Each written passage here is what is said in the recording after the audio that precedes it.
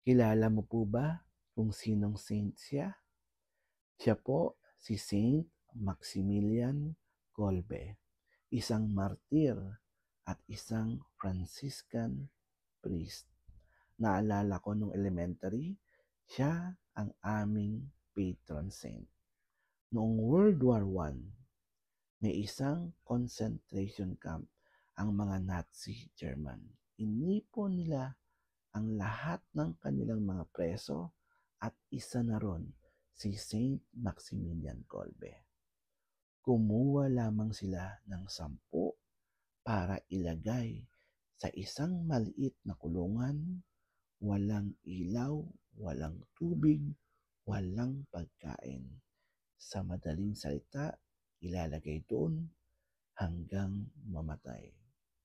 Ang isa sa mga napili nila, nagmamakaawa, sumisigaw, umiiyak dahil meron daw siyang asawa at mga anak.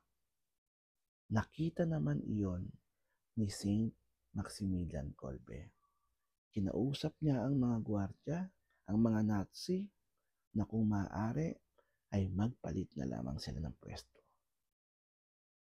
Si Saint Maximilian Kolbe ang nakasama ng 10 preso sa loob ng maliit, madilim, walang tubig, walang pagkain kulungan kung saan doon sila mamamatay.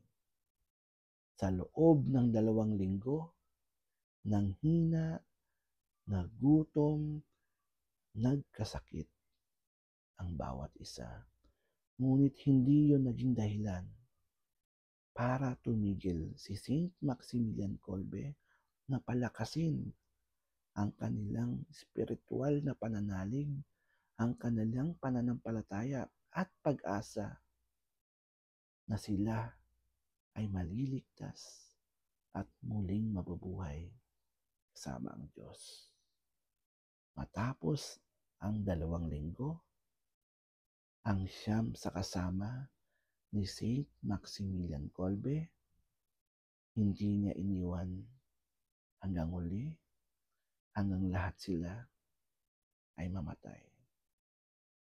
Noong buksan ng mga Nazi ang pintuan ng kulungan, si Saint Maximilian Kolbe na lamang ang natitirang buhay.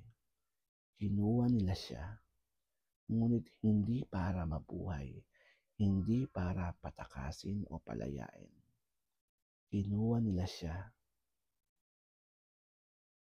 at pinatay sa pamamagitan ng lethal injection.